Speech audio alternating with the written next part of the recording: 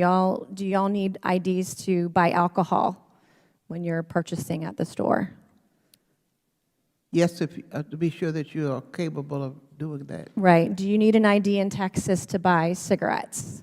You can't buy them unless you're at least 21. But do you have to show an ID to buy You cigarettes? do have to show an ID. Do you need an ID when you're getting a job and trying to get on payroll in Texas? Yes. Do you need an ID to go to the pharmacy and get a prescription in Texas? It depends on this prescription. But do you need an ID for some prescriptions in Yes, you do. Texas? Yes. Do you need an ID to get Social Security services in Texas? You do. Do you need an ID to rent an apartment in Texas?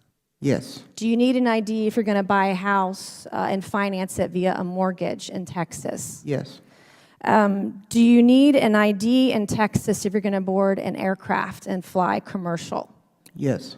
Did you fly commercial or fly a private jet on the way to D.C.? A chartered plane. Do you have to show an ID when you fly in a private charter jet? Yes. I wouldn't know. I've never flown on one. So, did you need an ID to get in the building here today? Yes. Do you need an ID in Texas to open a bank account?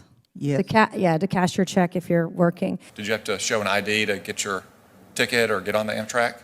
I don't believe so, sir. Okay. Last time you flew, did you have to show an ID? Do I did, sir. you think that's an unfair restriction on your ability to travel? That is the policy, and I am a rule follower, and I'm happy to abide by it because I can.